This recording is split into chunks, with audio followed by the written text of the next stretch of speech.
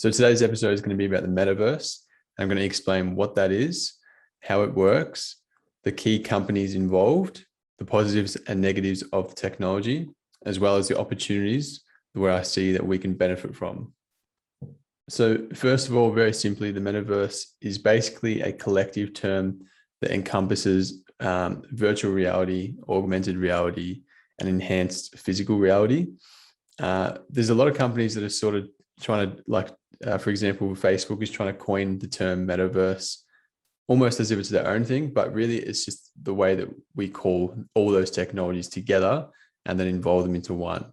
For a while, they've been called immersive technologies, but now the metaverse is a bit more catchy. The best way to think about the metaverse in the complete sense would be a Ready Player One scenario where we're all living in it indefinitely, and we evolve our whole economy around that. That's obviously, a far-fetched future example, but you will start to see the picture as I paint it throughout this episode. So how does a metaverse work? Well, it has to work with a few different technologies, and I'm going to break down each one. So let's start off with virtual reality.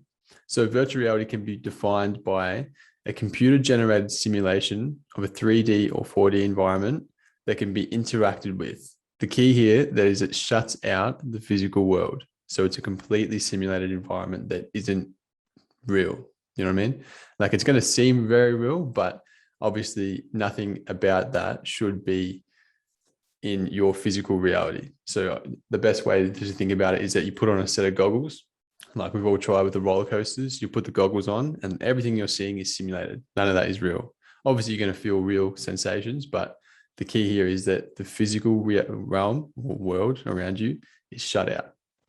So the best examples of a fully functional virtual reality system would be Ready Player One, the movie, or the virtual reality roller coasters or games that you probably might have played so far.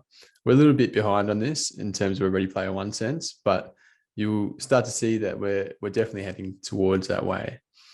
So a quick little history lesson. 1957, Morton Heilig developed the Sensorama, which is basically the first simulated game, if you will. It's very bulky. There's a big system, very expensive, very clunky, and you couldn't really do much. You sort of just sit in there and plug your head in and look around. And obviously the graphics weren't too good, but we started the idea of virtual reality back in 1957. And then later in 1987, the coin VR or virtual reality was actually coined by Jaron Lanier, and who's been a big key involvement in virtual reality since 1987. And now here we are today, and now the leading corporations that we're seeing at the moment in the virtual reality space, and it's particularly in metaverse as a whole. You've got your Facebook, your Amazon, your Apple, your Google, your Tesla. Every big company wants to get involved, and not only big tech companies, but I'm going to try and explain each use case that can be used with each industry. So it won't be just for tech companies. You're going to start to see it transition into your education systems, your manufacturing, your shopping, gaming, your events, your medical, literally everything. And this is sort of how I'm seeing it at the moment, and the sort of use cases that we're using it for right now, and what we're planning on using within the next 3 to 5 years. And then obviously we'll go through a longer term time frame later on, but let's just see where we're at right now. So VR is actually a hard one because it's actually a bit more further away than what we're at the moment. If you sort of see where the technology is at right now, it's going to take a little bit, because back in like 2017, people actually understood and used more AR, augmented reality, which I'll go into in a second. And then we sort of forgot about it. And we thought that virtual reality was going to take over and be quicker. We wouldn't have any use case for augmented reality because that's sort of a beta version. But actually, it'll be roles reversed. We're going to use augmented reality first, in which we already are. And then when the technology gets better, then we're actually going to go into virtual reality, because it's a harder process to do that. So what is AR, or augmented reality? Augmented reality is a real world environment that incorporates computer generated information. So as an example, the Pokemon Go game that was a massive craze maybe 4 years ago, when you would run around, use your phone, and you'd be seeing on your phone in the real world that there'd be, a Pokemon right there, which there wasn't actually, but your phone was showing you that. That was probably the best case. And now we've got companies like IKEA, so you can use your phone and look around your house, and you can see a bit of furniture that you could place inside your house and see what that would look like. That was a good use case. The most common use case that we've been using for a long time now is the Snapchat and Instagram filters. That is augmented reality. We're putting computer generated information into the physical world. So we're seeing both. So it's less immersive, but I think more of a use case in that way. Another example is the Iron Man suit with the heads-up display inside of his suit. It gives gives computer-generated information to the real world when it's targeting or tracking things. The same thing with altered carbon, with the advertising when they're walking down the streets. If you see that, it's a dystopian futuristic setting, and as you're walking through through the streets, people must have some sort of lenses that has that technology involved. So you'd walk past a shop and you'll see a massive hologram. If you were to take the lenses out or take the glasses off, there wouldn't be a hologram there. So that's a mix between two realities. The other thing that we'll take into a massive account, and this is really where the metaverse will spend most of its technology around, is not one or the other. So not just virtual reality or augmented reality, but a mix of both. And we're going to call that mixed reality. And that's where the magic's really going to happen in both senses. And this is where it gets tricky, because when you start mixing in reality like that, then you're getting the best of both worlds. Obviously, you'll have your time in your virtual reality that most people will opt in and out of.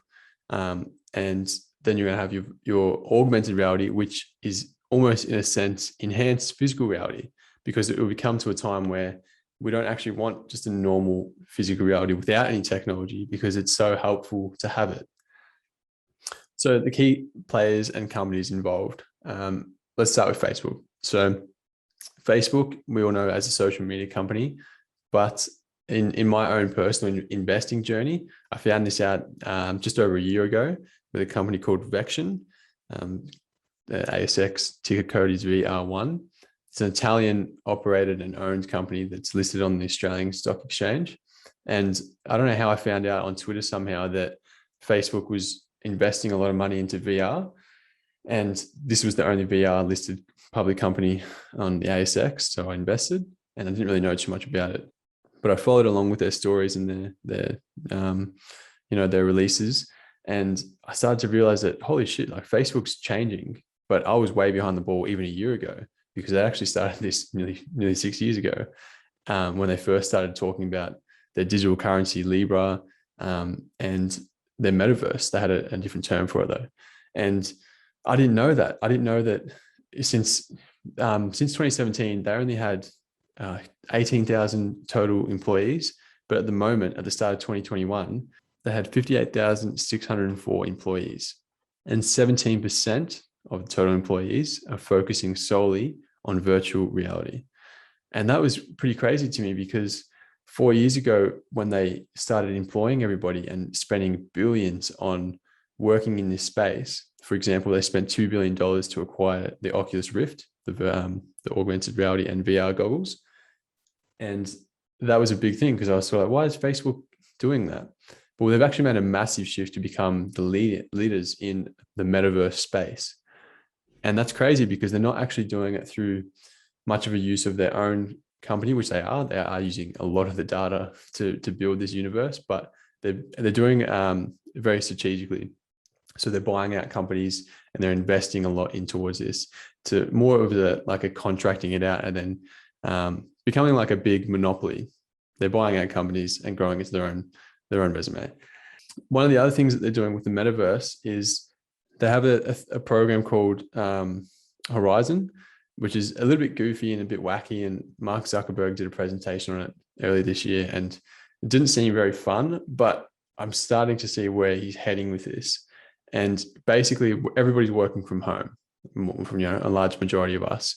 And a lot of us might think that it's temporary, while this whole thing's going on. But I would argue differently, because of how long they've been planning, to adjust the company in this way, so that they're not paying so much on employees or having a lot of physical spaces. They're having people work from home, and the amount of money they've invested in these new employees to work on the space. As well as that, with the metaverse, what they're planning with the Horizon program that they've been developing for a while now, it's going to be like a sort of a goofy. You remember Wii, when you play Wii, and those avatars that we'd use, and they were just sort of hovering bodies with heads, and they're a bit, pretty shit graphics. That's sort of what they've got going on at the moment with this Facebook Horizon platform.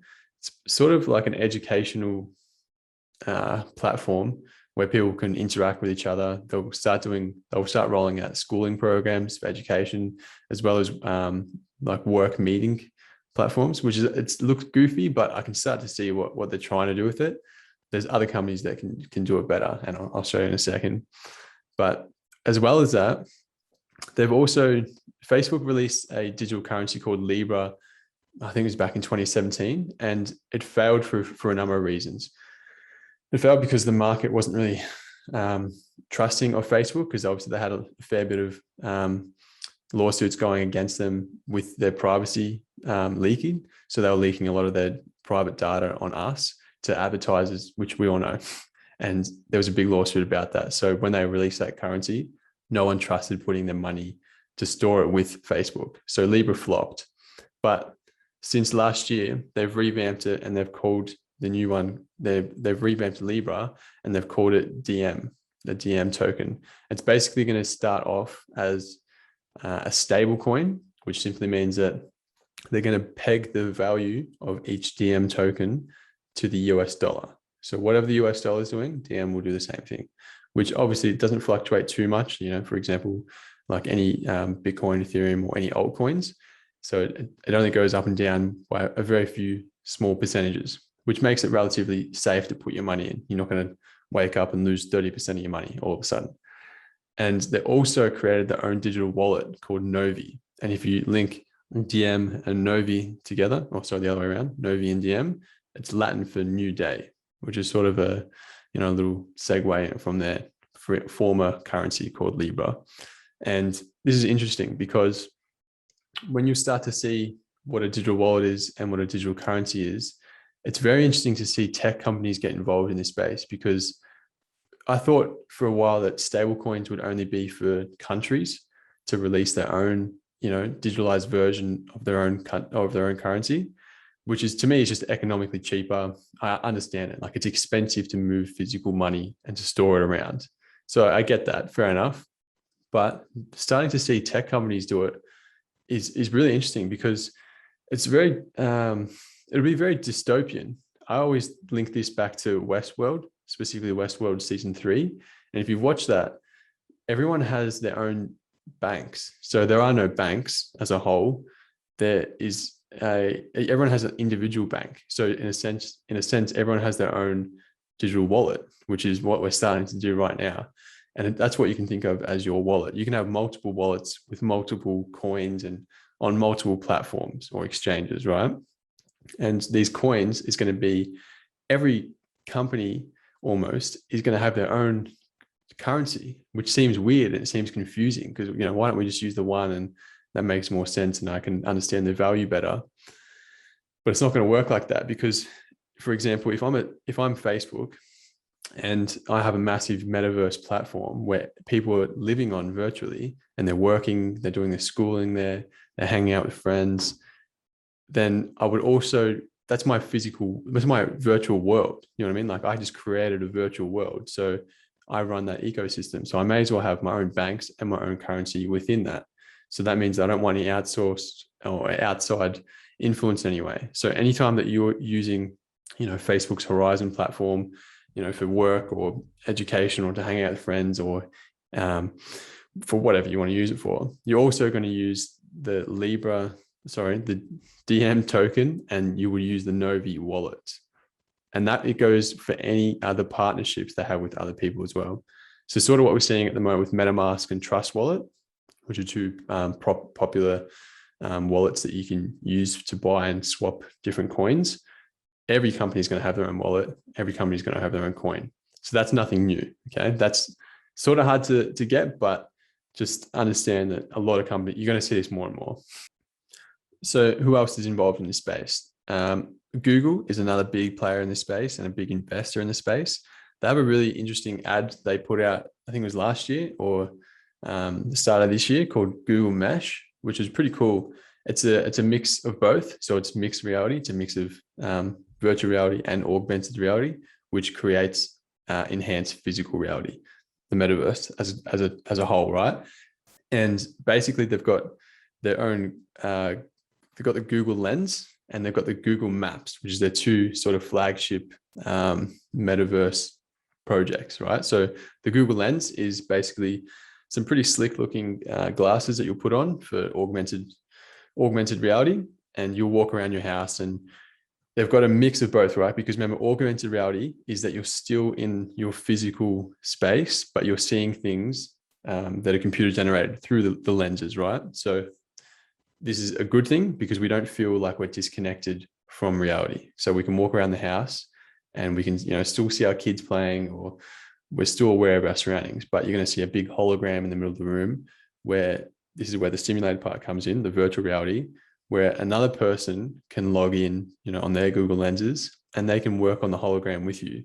So like I said, there's a lot of use cases for this. This could be for any working environment. For example, manufacturing. If I'm a car manufacturer and I want to go over some details with, one of the head honchos, I'll get him to log in, look at my model, and we're both staring at a virtual hologram, and I'm moving it for him. He can move it. He can point to this and that, and we can work together. He's in his home and I'm in my home.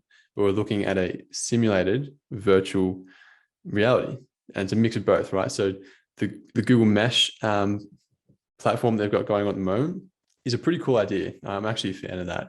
At the same time, I'll go into positives and negatives of everything first, but I'll just explain who's involved and what they're doing at the moment. Google also has another massive flagship project in their Google Maps. So they have a good Google AR mapping, and it's pretty weird. You might have seen on TikTok or on Instagram Reels where people have this fascination with going onto Google Earth and they'll watch like a live dash cam in different countries. It's this very weird thing where you'll just be in your room and you want to know what it's like, to drive around in Italy, right? And you can just look at a live dash cam of someone driving around the city, and you're seeing whatever the car is seeing. And some people think it's therapeutic, but that Google has taken that to a whole nother length, because now they've created an identical virtual creation of our world. So you won't just, how you log into your laptop and you'll go to Google Maps and then you'll find a spot and you can do a street view and see everything. This is a bit different because you can put on the Google lenses and you can actually watch the whole world simulated, and you can go wherever you want to go, and it'll be a simulated version of that, right? So you'd assume that there'd be no people. I'm not actually sure if there's people on that or not, but you can go wherever you want, whenever you want. And it's a much quicker process instead of dragging and dropping, your little cursor on your laptop, which is very interesting. And that's a pretty cool use case to think about, to be able to see the world like that. But to me, that sort of sees where we go into the future with that. And again, I'll go down this path a little bit later, but that's another cool project that Google is getting involved with. The other big players involved, you have Unreal Engine and Unity, and they're going to be like the developers that will develop the programs and the software for the technology for these bigger companies that will actually use the products, right? So think about it like this. In the whole metaverse, right, there's three key components we need to think about. The first is the demand. Do we have consumer demand for me and you that want to use these products? And do we want to go down that path? Do we have the software, which is the programming? Are we up to date, and can we actually run these programs and softwares, and are they realistic enough that people are going to want that? And then the hardware, can we make this economically viable? Can it be cost productive, to manufacture at scale? And I would argue that the demand is getting increasingly there, especially with these the state of the world right now. It is something that we want and we actually need if we're going to if this is the way that we're going to live for the next few years, then absolutely the demand will be there. The software, if you guys have seen the Tesla AI conference they did, there was like a 3.5 hour seminar on YouTube where Tesla went through their 2021 sort of like where the company's at, and they released that they're no longer to be considered a car manufacturing company, but the best artificial general intelligence company. They're almost basically a robotics company now because of how up to date they are. And it was pretty scary. I didn't watch the whole 3.5 hours, but I watched quite a few reviews on it and parts and segments of the conference. And man, if anyone thinks that software is an issue, I guarantee you, just watch that and then you'll think way differently to how advanced we actually are in terms of not only virtual reality and augmented reality, but in terms of AI as well. And AI can only help in the process of speeding up this technology. AI itself, I'll go into a separate video because there's so much to do with that, but let's just keep it to virtual reality and augmented reality.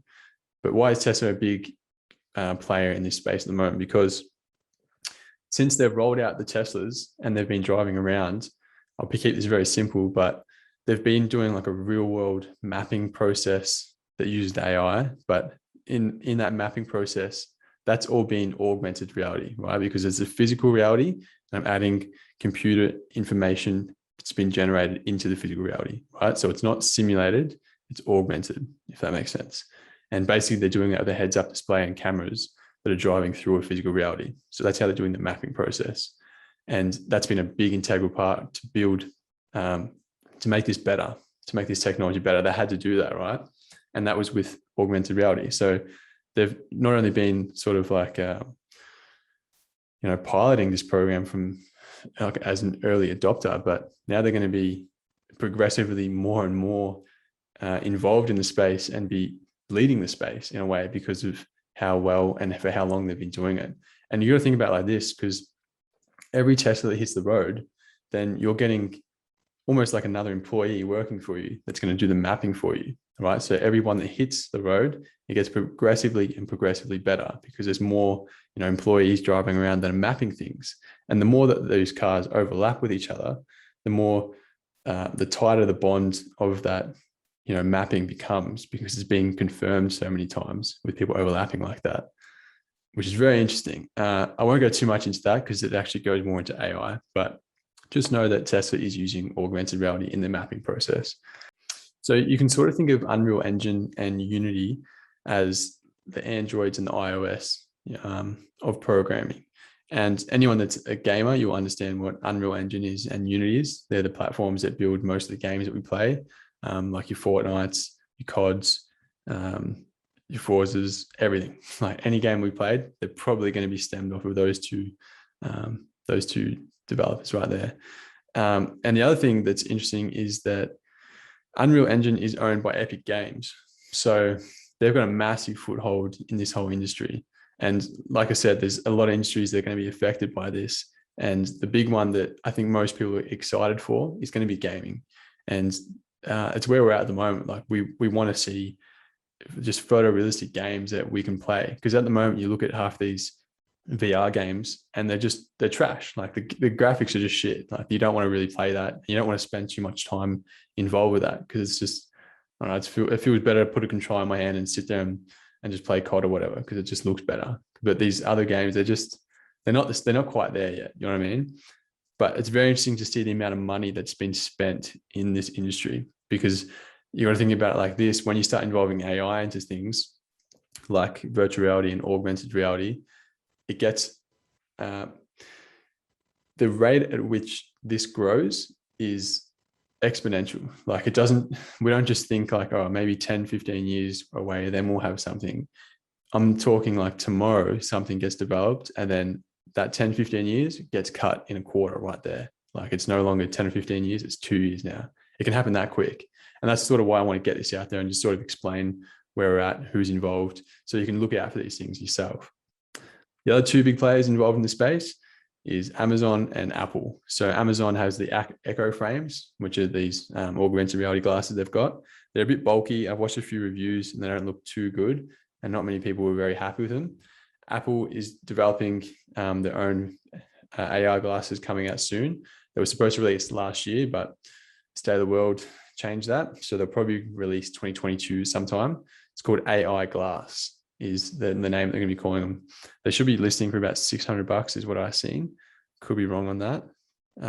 Or no, $499, $500 or so. And they look all right. And the key thing that Apple does is they link all their products together. So it makes it easy to adopt. Like we all have a phone and most of us have an Apple Watch, and then it'll make sense to get the Apple glasses because it links to your phone, that links to your watch, and it sort of has a nice little ecosystem. They actually look pretty slick in terms of most of the AR glasses that I've seen so far, except for the Snapchat ones. They were pretty cool. But these Apple AI glasses, and we all know how well they do with technology, I think that will be the one that sort of breaks through and makes it mainstream, because at the moment they're not mainstream and no one really wears them, because the second one, you got prescription issues. Like it's hard to get prescription glasses for those sort of frames. It costs a lot of money to do that, is the other part as well. You buy 500 pair of glasses and then you've got to get a prescription if you wear glasses, or you got to get them polarized if you want to use them for sunglasses, because am I just going to wear them for tech, or I would wear them because I wear glasses to see, or I'd wear them as sunnies, you know what I mean? So it's going to be a hard one to adopt, I think, but it'll be interesting to see. I think that people that wear glasses would actually want that first. And then, yeah, I don't know about that one, but we'll see what happens when it comes out. Microsoft is also going to be a massive player in this space. They have the Microsoft HoloLens, the HoloLens 2, pretty cool. I watched the seminar on that. They did like a live demonstration of the HoloLens 2, and that was pretty cool. Again, like the graphics are pretty outdated and will take a while to get some decency there, but it was pretty cool with what they were doing. It was more of a work environment that I was watching the use case for.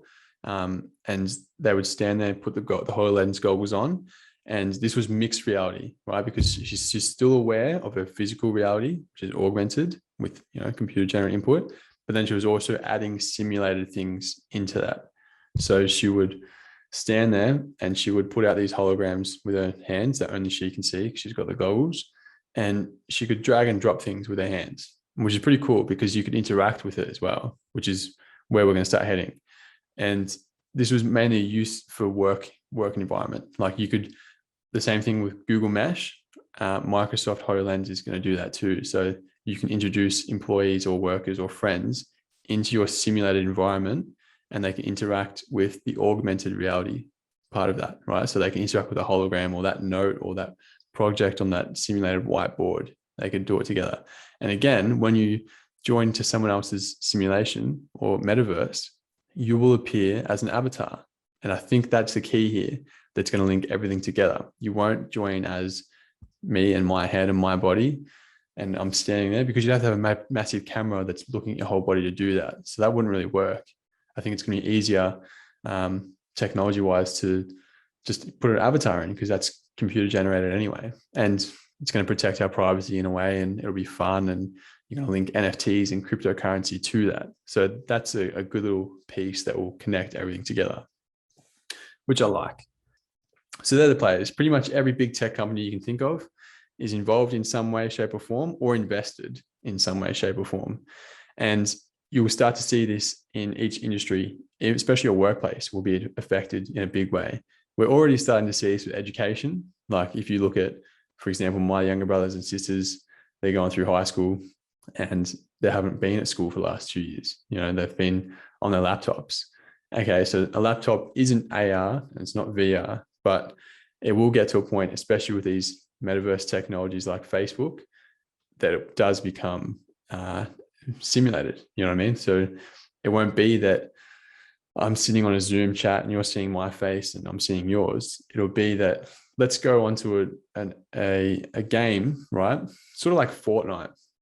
Fortnite did it really well because that wasn't AR or VR, but it sort of made its own little universe where you could go in, right? So you could go in and play a game, but then they also started hosting events where you could go into a music festival with people, right, as your avatar.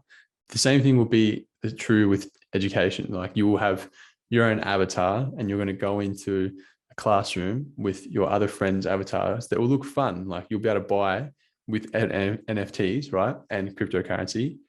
You'll be able to buy, like different skins and suits to wear and funny hats and augmented faces. And then people will be more encouraged to do schooling that way. Like it'll be a sort of a fun thing for kids. And I can see that getting adopted pretty quickly. And obviously it's going to be virtual. Like we'll be doing it from home still, So that'd be the first thing that I will start to look out for. And I think Facebook will be at the forefront of that with that technology, with the education sector. And then it'll move into training for, college students or people going to the workforce. And this is going to be the pretty big one because you're going to start seeing that link from the workforce to manufacturing, where you can picture sort of what Google Mesh is going to introduce with the mixed reality, where you'll be in, my office and then you'll be in your office and then we'll work on this hologram together. And that will help in a manufacturing process. Because I'll tell you firsthand, like when me and Sam first started Tiki and we were going through the manufacturing process to make just some meals, just some ready frozen meals, that was such a headache. Like you have to drive to one supplier to the other, go through a meeting, look at this box and that box. And then, or if we're getting a container shipped from China, like you got to wait for them to email you, this is what we've got. And you got to wait for samples to come across because it's all well and good. I can see it on the site, but I don't know what it looks like until it's in my hands. You know what I mean? And that takes, for one, it's expensive because you've got to pay for samples. And two, it just takes so long, especially international. So for me personally, I can definitely see this being used very quickly. And it would just save a lot of time and a lot of money, which is the aim of business, right? So you're definitely going to see that in every step of manufacturing with any product, which is pretty exciting, to be honest. And I like that. This is definitely a good part. This is something we want. And this is why we develop these technologies, to be able to do something like that. You also, obviously, I've touched on gaming. You're going to see the same thing with shopping, for example, like your IKEAs, anything you can think about in your home or your office that you want, walk around with your phone and see exactly what it look like. And then just order it right there and then, either using your glasses or your phone, whatever. Virtually, you're going to see the same thing in gaming with shopping, where you have NFTs, which could be different skins or suits or weapons or whatever. And they'll be classed as NFTs because they're going to be completely unique. You won't have, for example, in Fortnite, like everyone had the Keanu Reeves, whatever his name, I can't remember what it was, but everyone had that suit, right? So everyone's running around as Keanu Reeves. But NFTs have to be unique in most cases or limited supply, right? And they'll be resold in that way as well, because limited supply drives demand, right? But you will have unique weapons that you'll be able to not only, for example, I play Fortnite, not only will I be able to buy that weapon on Fortnite and use it on Fortnite because I own it, it's a NFT that's specifically mine and uniquely mine, I would actually be able to transfer that to another game that accepts, and is compatible with Fortnite, for example. So imagine playing COD, but you're running around as one of the Fortnite skins because you bought that and you own the NFT, right? And they're going to be interoperable like that. And that's going to be a pretty fun way that I think, and if it'll drive the NFT marketplace, because at the moment we're just sort of flipping these meme avatars, but that would be a real use case that I can see people wanting to collect as well, especially for gaming.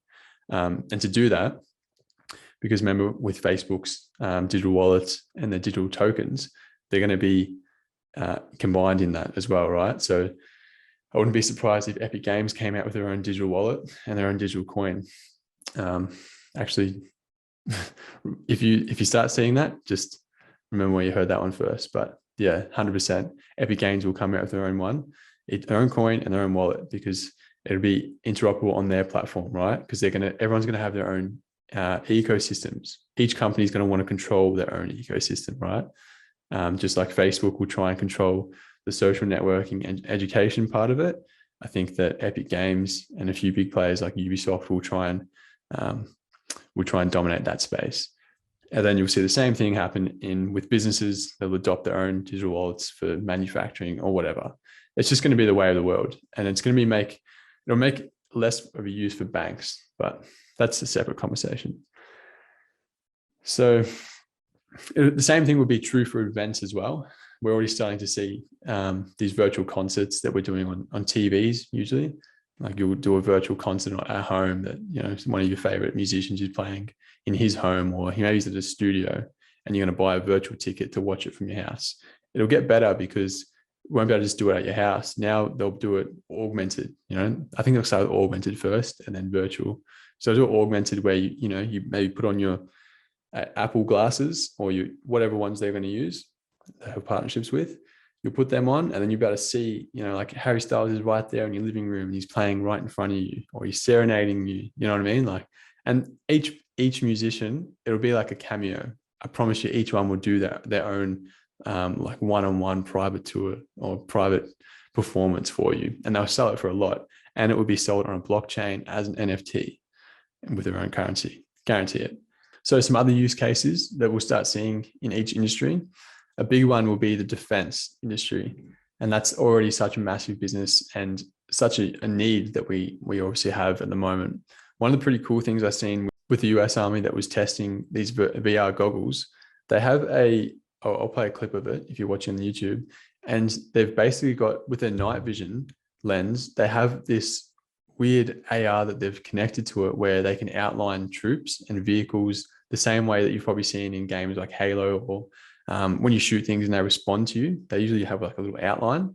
There's a few different settings that you can use on the night vision using the augmented reality that makes you see your enemies clearly and your teammates, which is pretty cool. And that's obviously a massive use case that we like. And one of the secretaries of defense was saying that they actually got that idea from gaming, because we're getting these younger generation that are so involved in gaming, and we want them to make an easy transition to what it's like in the defense force, because obviously there's no heads up display when you go into, you know, the defense force. You're not used to seeing all that sensory input. You know what I mean? You won't have any of that. So now they're actually incorporating that in. So it's an easy transition, which is a good thing. I actually like that. That's a really smart idea. So that would be another use case for it. And it's just very interesting because there's so many different use cases with augmented reality and virtual reality, and then collectively, you know, being in a metaverse and using mixed reality. And this is where I want to get into the positives and negatives of both. So I think I've briefly touched on a few things. The key positives that I'm seeing is that, number one, it's boundaryless and borderless. I mean, we can do this, we can connect the whole world in real time at all times, which is pretty fun. And that's sort of what we wanted from the start, especially with gaming. I remember playing System Link, you know, running that blue cord from one room to the other room so I could play with, you know, my cousins when they came over. And that was the best thing ever, because, you know, being like 8 and you're playing with your cousins in the same house, you're like, man, this is so fun. I remember when Xbox Live first came out, and I just couldn't believe that I was playing with someone on, you know, from the other side of the world. I thought that was amazing. But this will be with AR and VR. It'll be not only am I sitting in my living room playing with, you know, someone in America, but I'm actually going to see them. Most likely I'm going to see them as an avatar. I think people want to, you know, protect their own privacy and not put my face as an avatar somewhere. I think it would be like, I'm going to buy this suit and I'm going to look like this, which is the same way that Ready Player One works, right? And I'm going to go into a game with my goggles on, and I'm going to see everyone, you know, all the boys are there, and, you know, he's looking like a demon, he's looking like a cat, and whatever. It'll just be funny that way. And that will be fun. So from number one, it's going to be borderless, which I like. It'll be fun, which obviously that's what we like. And that's one of the key points of why we drive technology in the first place, because we want to use it to have fun. And I don't know about you guys, but, you know, living like this is shit. Like, I hardly even see any of my friends anymore. So I think that'll be a fun and welcomed part of the technology. And this is only maybe 2 years away, max. The other thing, obviously, it's 24/7, which is great. Not only is it going to be 24/7 that we can, we'll have the ability to learn and manufacture and game and shop, which we sort of already do, but we can decide if we wanted to live in this universe, in this, you know, metaverse. And I seen a pretty cool video of a guy that lived in a VR headset for 1 week, and he wasn't the biggest fan of it. I would argue that, one, we might be lonely because not everyone's involved, and two, the technology of the goggles that he's wearing wasn't too good.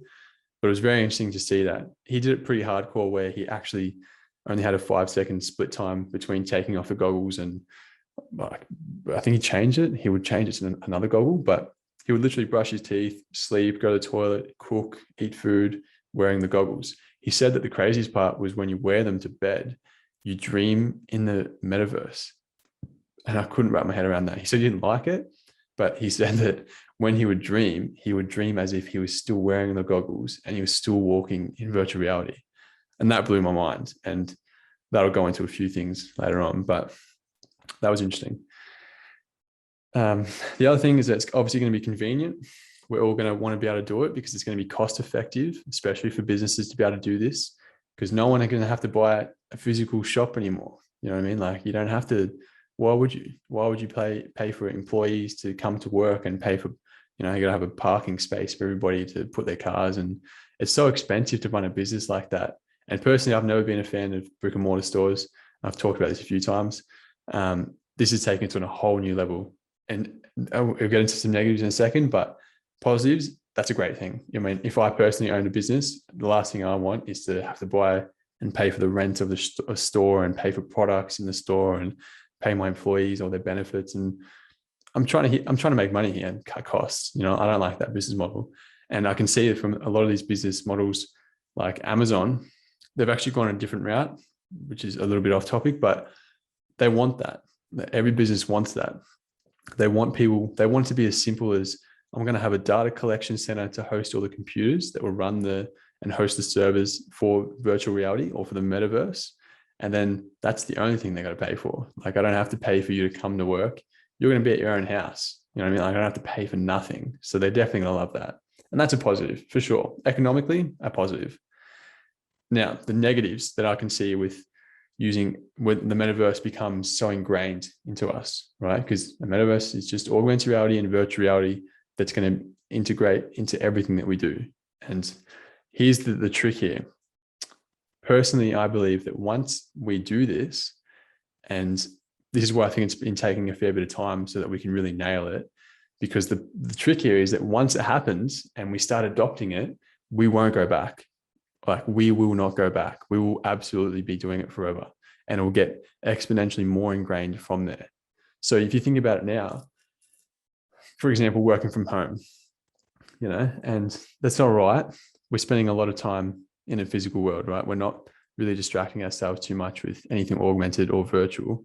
Obviously, we're just staring at a screen, but it's very boring, you know, like everyone's just sort of, you know, especially here in Melbourne, we're locked down. So no one's even seeing each other, right? So that sucks. And it makes us really agitated and bored, and we lose motivation with things. So I think it's going to make this very enticing to want to do.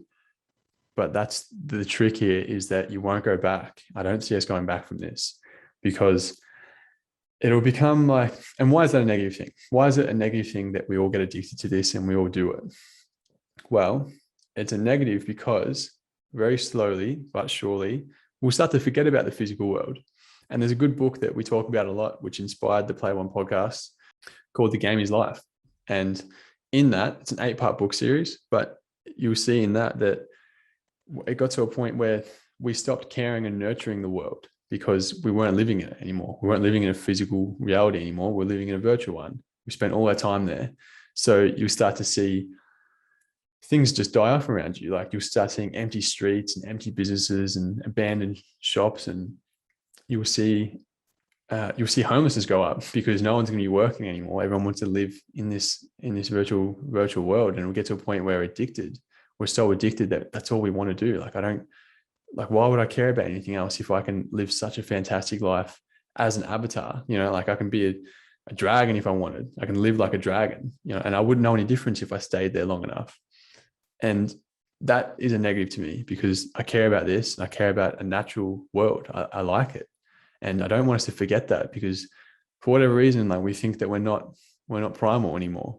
Like, we're so primal. We're still animals, you know, like, we have such a primal brain still. And that's why we react so emotionally to things.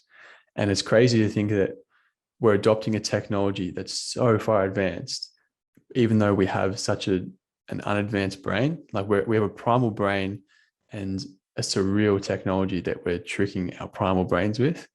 And to me, that is very unnatural, and I'm not a fan of that. Obviously, I'm very keen on this, and I can see a lot of great use cases, a lot of fun. It's economical. and whatever. But the negatives to me at the moment are outweighing the positives.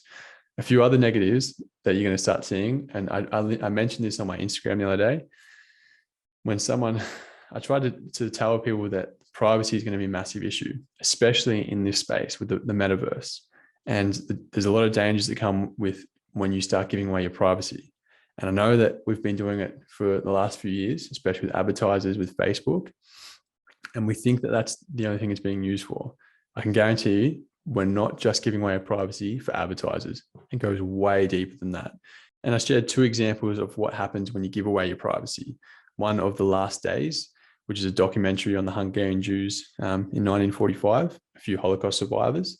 And to cut a long story short, in 1935, Nazi Germany invades Hungary, and they introduced 2 overarching laws, and then it split into 3 by 1935. So 1935 to 1941, right? And over that 6-year period, they started giving away a lot of freedoms, and a lot of privacies were being impeded on. Like, they lost their first and last names. They had to change them. They had to change their passports, and they had to identify themselves as Jews. They got to a point where they were walk outside, they had to have a big yellow star identifying that they were a Jew. So it made it very easy to compartmentalize people like that.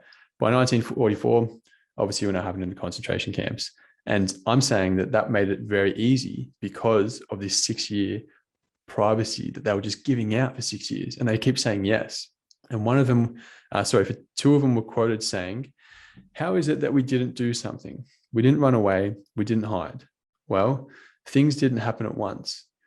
Things happened very slowly. So each time a new law came out or a new restriction, we said, well, just another thing, it'll blow over.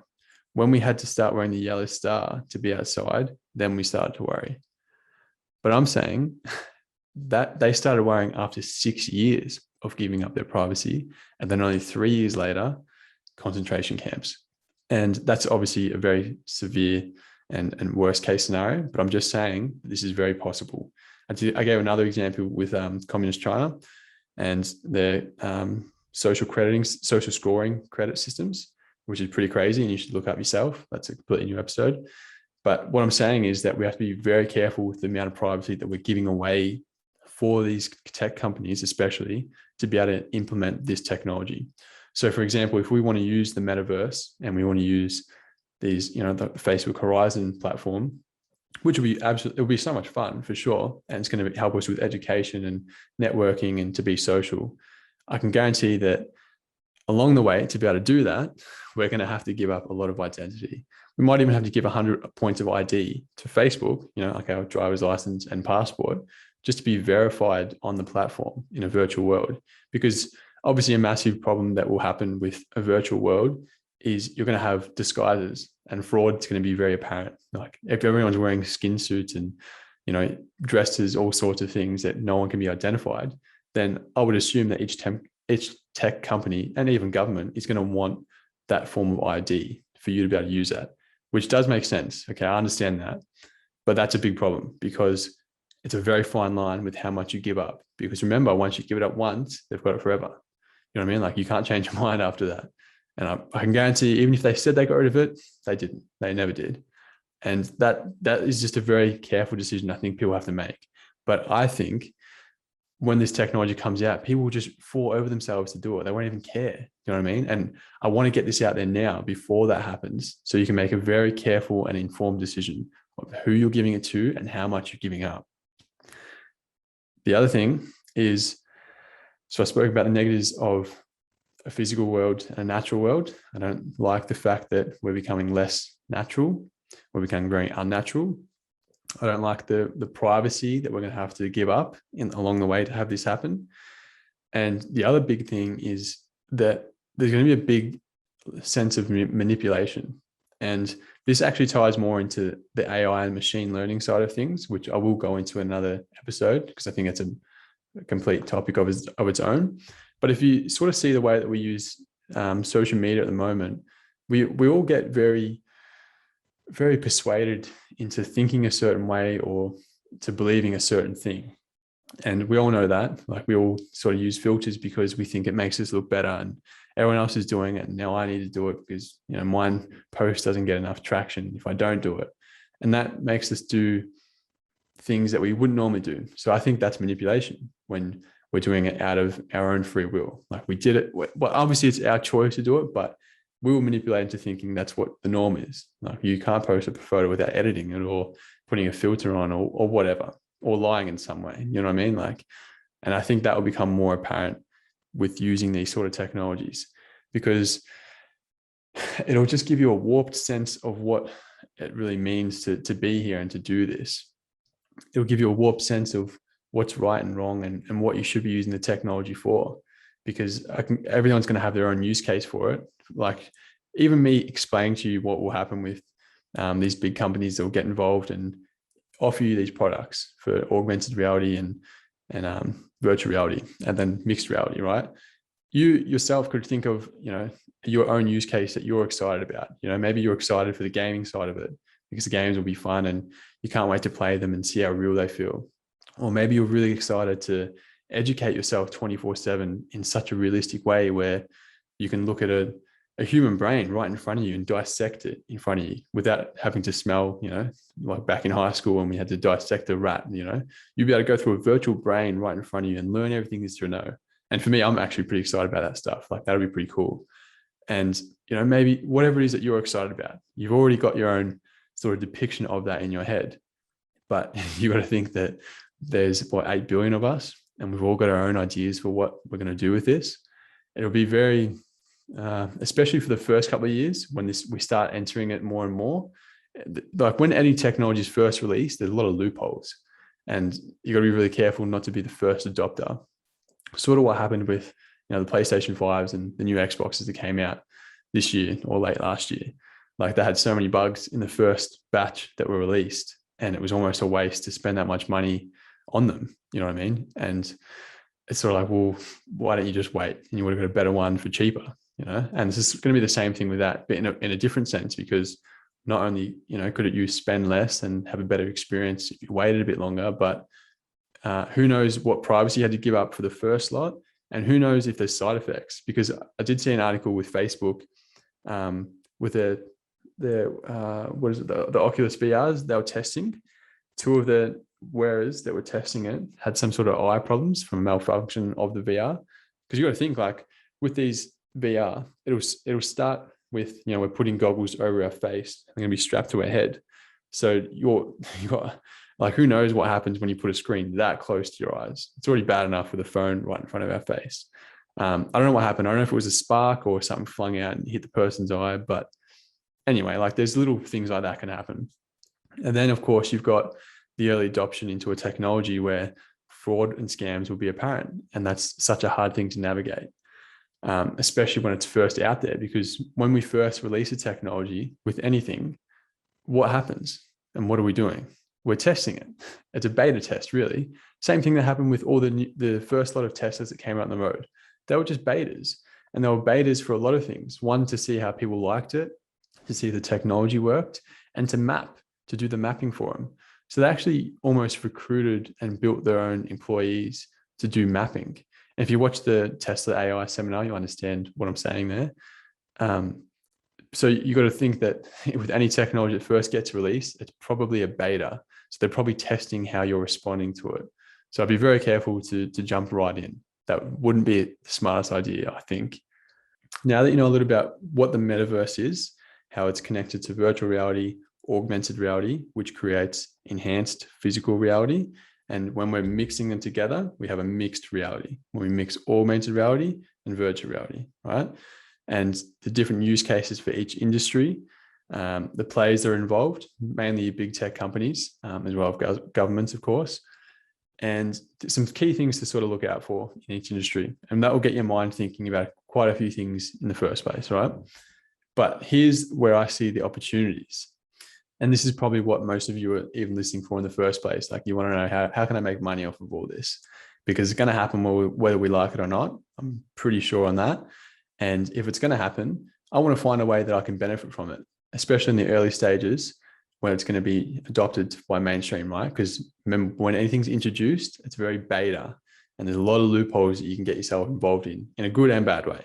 I'm talking about the good things here, right? So here's the key things that I think we can benefit from and make some money off, right? The key, obviously, is going to be investing.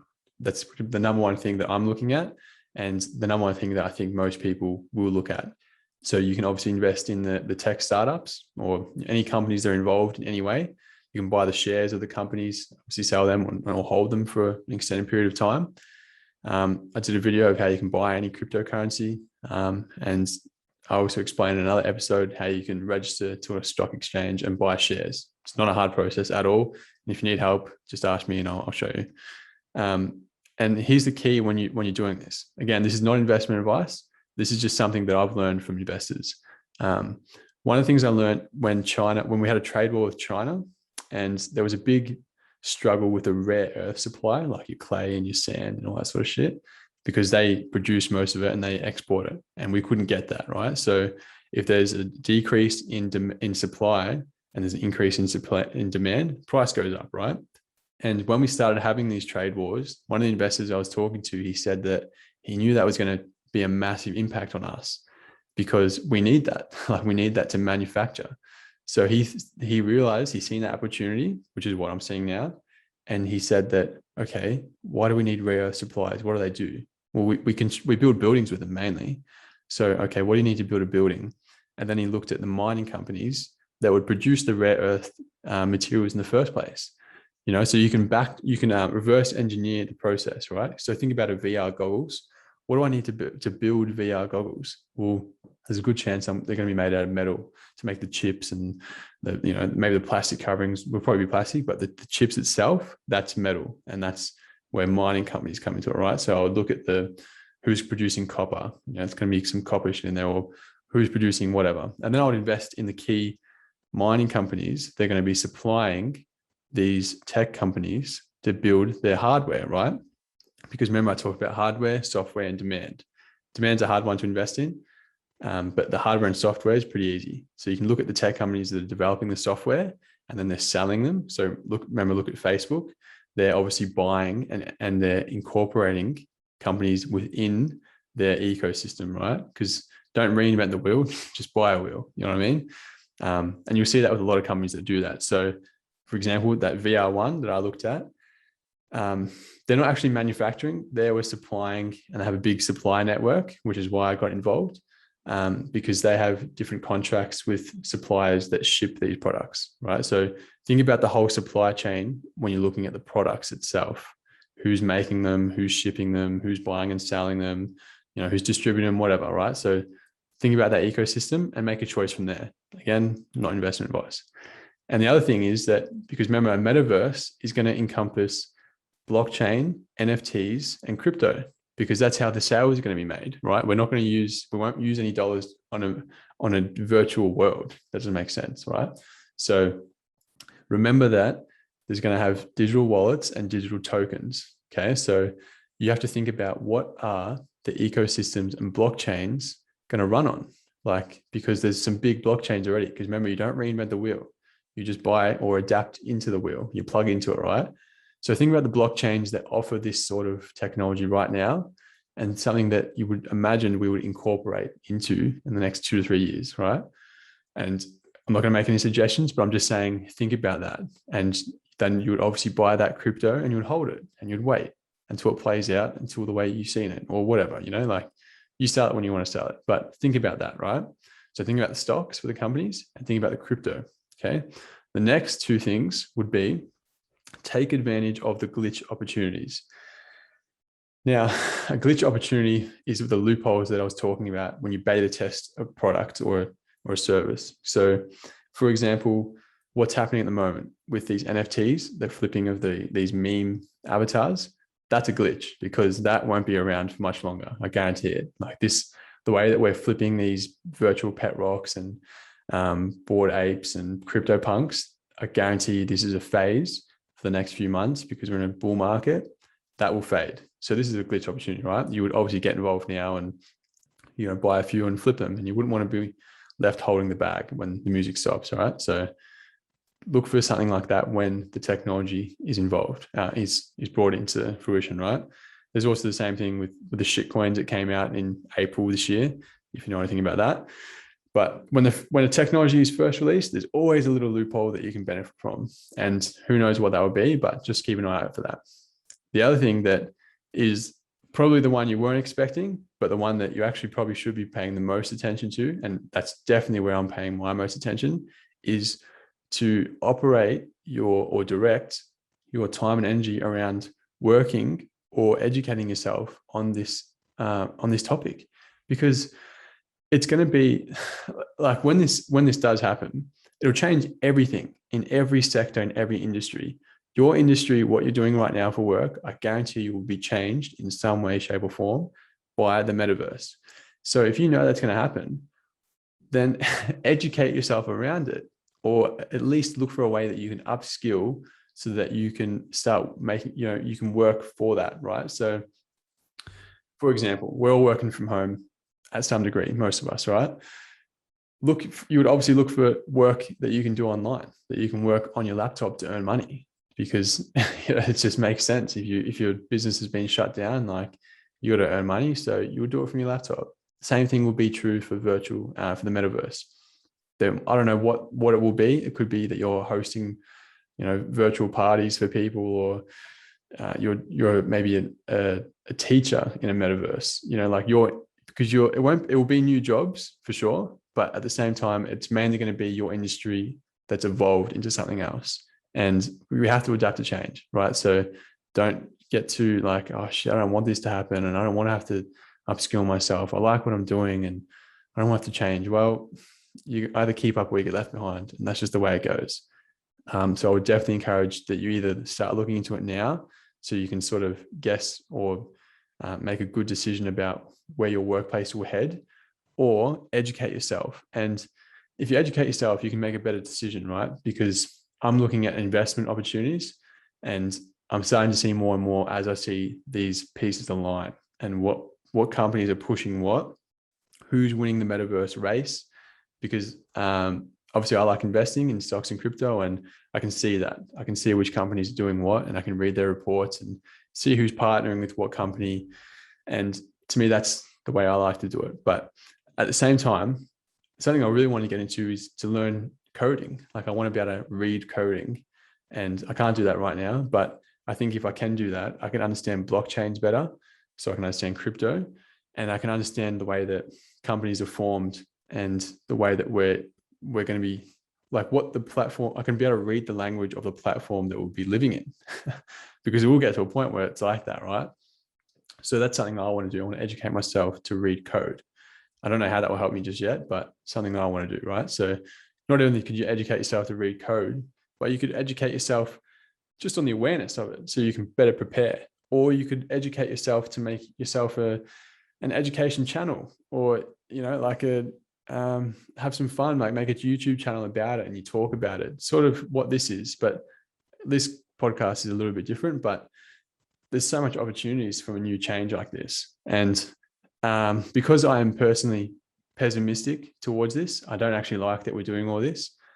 I have to find a way to benefit from it, because if this is going to happen and I don't like it, I'm going to be so miserable that I didn't benefit from it as well. You know what I mean? Like, I may as well at least find a way that I can set myself up in some sort of way, even though I may not like what's happening. And that's not to say that I hate everything about it. Obviously, I like some things, and some things are really good and helpful, but that's just my view on this personally. So I think that pretty much sums it up. And I hope that this has given you a better understanding of what the metaverse is, and how NFTs and crypto will play a big part into this metaverse, and which is something I touched on in a previous episode. If you have any more questions, or there's something that I didn't quite convey clearly enough, or you need help explaining with anything, please just let me know. This is something I'm going to keep talking about and keep giving more information about anyway. But if you guys can help me, then I can help you a lot better. So thanks for watching.